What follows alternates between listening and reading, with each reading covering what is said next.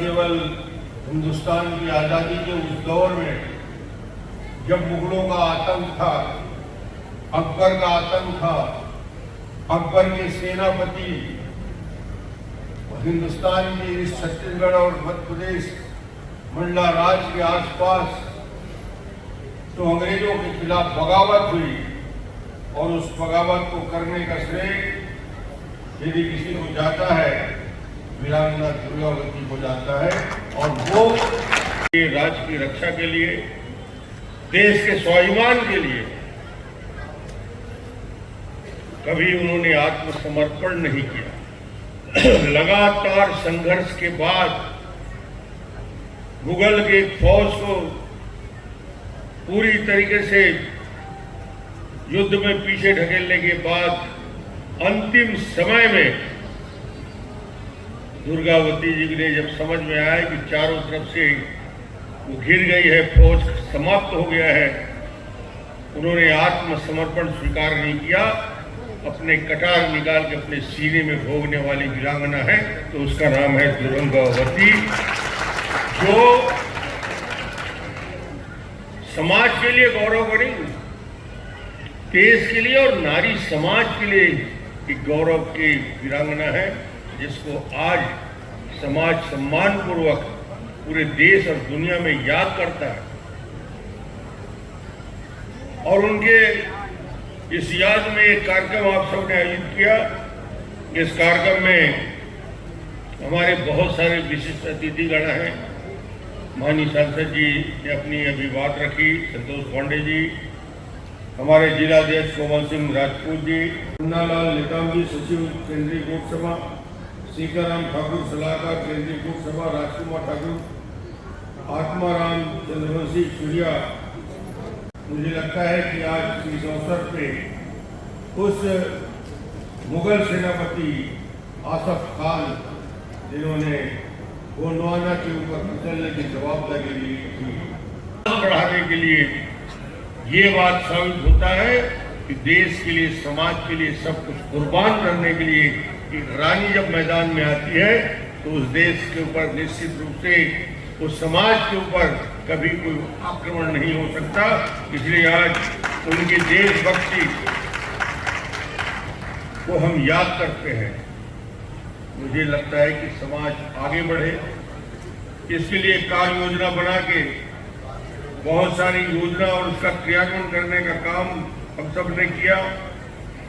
और छत्तीसगढ़ में खासतौर से एक बात मैं बताना चाहता हूँ, मध्य प्रदेश से छत्तीसगढ़ जब अलग हुआ, बहुत बुजुर्ग लोग बैठे हैं, बहुत जानकार लोग बैठे हैं, शासकीय नौकरी में रहे लोग बैठे हैं, जीवन भर सरकारी नौकरी किया, संविधान को पढ़ने वाले लोग बैठे हैं।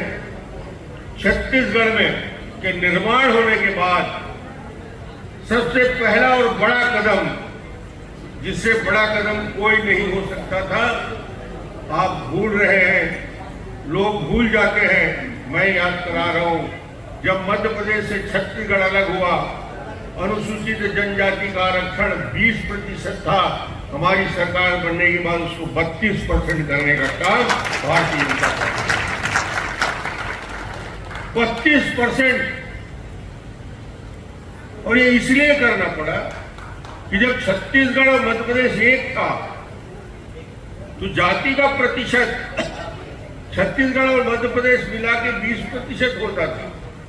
अगर जब छत्तीसगढ़ बन गया तो आदिवासी आबादी ज्यादा होने की वजह से 32% आबादी हमको मिला और उसका आरक्षण का लाभ मिला। इस बात को कोई याद नहीं करता, लोगों को लाभ मिला था और उसका फायदा मिला था।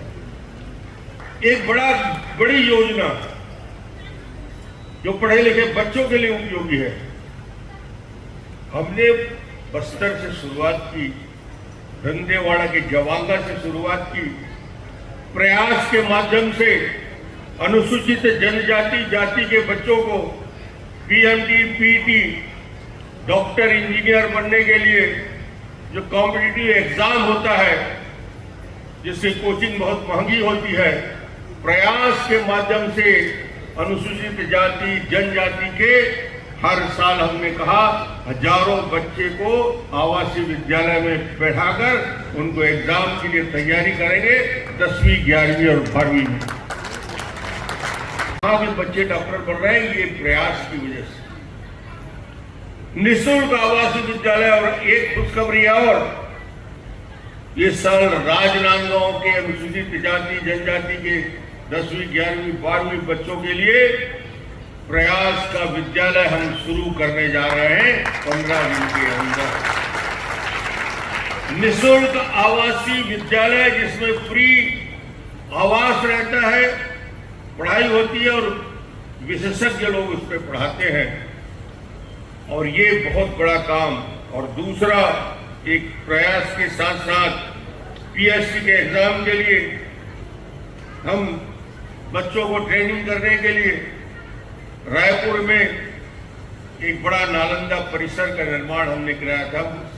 छत्तीसगढ़ के मुख्यमंत्री रहते, जिसमें पीएससी के लिए, आईएएस के लिए, आईपीएस के लिए, आईआरएस के लिए, राष्ट्रीय और प्रदेश स्तर के कॉम्पिटिटिव एग्जाम के लिए सारी किताबें, सारी सुविधाएं वहां पे उपलब्ध रहती है।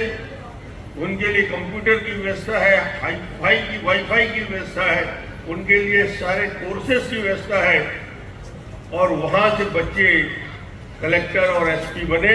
बस्तर के सरगुजा के, मोहला, मानपुर चौकी के, राजनांदगांव, डोंगरगढ़ के, उसके लिए भी नालंदा परिसर राजनांदगांव में हम शुरू करने जा रहे हैं। उसका बिल्डिंग 11 करोड़ 90 लाख का भूमि पूजन हो गया मुख्यमंत्री जी के द्वारा, हम लोगों के द्वारा। उसका भी काम 1 साल में पूरा हो जाएगा। हमेशा के लिए ये राजनांदगांव जिले में मोहला, मानपुर चौकी, खैरागढ़ तक के सारे बच्चों के लिए एक सेंटर होगा जहां निःशुल्क उनको एक एग्जाम लेंगे, मेरिट के आधार पर उनको भर्ती करेंगे, उनको फ्री कोचिंग देंगे और फिर एग्जाम में बैठा के उनको डॉक्टर, इंजीनियर और दूसरे कॉम्पिटिटिव एग्जाम के लिए तैयार करेंगे। ये भी तैयारी हो गई है और इसका भी काम चल रहा है। प्रयास और नालंदा ये अद्भुत काम। यदि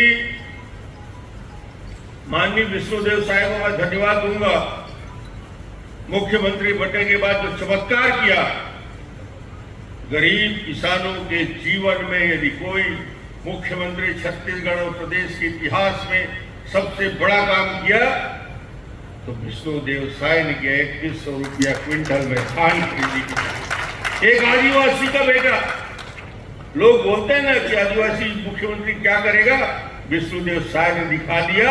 आदिवासी गरीब घर का बेटा भी चमत्कार कर सकता है। 3100 रुपया क्विंटल में धान खरीदी, 31 क्विंटल धान खरीदी, 2 साल का बोनस, 70 लाख लोगों को महतारी वंदन में जीवन भर के लिए 1000 देने की घोषणा कर दी। यह है विष्णुदेव का चमत्कार। बोलते हैं कि बीजेपी आदिवासी समाज के लिए कहा कि अब मुख्यमंत्री समाज का बना और राष्ट्रपति भी समाज की बेटी बनी है। गरीब घर की उड़ीसा की रहने वाली आदिवासी की बेटी को राष्ट्रपति बनाने का काम नरेंद्र मोदी जी ने किया है। इतिहास में लिखा है। कोई कलेक्टर बन जाता है तो किस पड़ोसी को कुछ नहीं मिलता और समाज गौरवान्वित होता है। कोई मंत्री बन जाता है तो उसको आपको नहीं मिलता पर समाज का गौरव बढ़ता है। राष्ट्रपति बनता है तो आपको राष्ट्रपति भवन जाने में दिक्कत होगी, मेरे को होगी, मगर समाज गौरवान्वित होता है कि हमारे समाज से कोई उस सर्वोच्च पद में जाके बैठ गई है। ये है द्रौपदी मुर्मू। जब तक बेटी शिक्षित नहीं होगी तब तक समाज आगे नहीं बढ़ सकता। आप लिख के ले लो। इसलिए बेटी को पढ़ाइए, लिखाइए, आगे बढ़ाइए और ये ऐसे वीरांगना से हमें मार्गदर्शन लेना चाहिए, उनके बताए मार्ग में चलना चाहिए। और वीरांगना दुर्गावती के लिए एक लाइन बोलते हुए अपनी बात समाप्त करूंगा।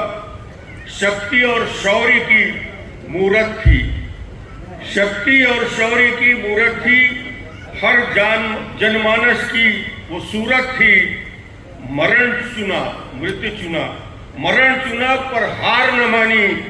भारत भूमि की सच्ची रानी थी वो, भारत की सच्ची। ये है उसका उपयोग करते हुए माननीय नरेंद्र मोदी जी के नेतृत्व में अनुसूचित जाति जनजाति खासतौर से ट्राइबल एरिया के डेवलपमेंट के लिए विशेष कार्य योजना मंत्रालय उन्होंने बनाया, उस कार्य योजना का क्रियान्वयन कर रहे हैं प्रधानमंत्री जी। इसलिए आप सब का आशीर्वाद हमेशा मिला है।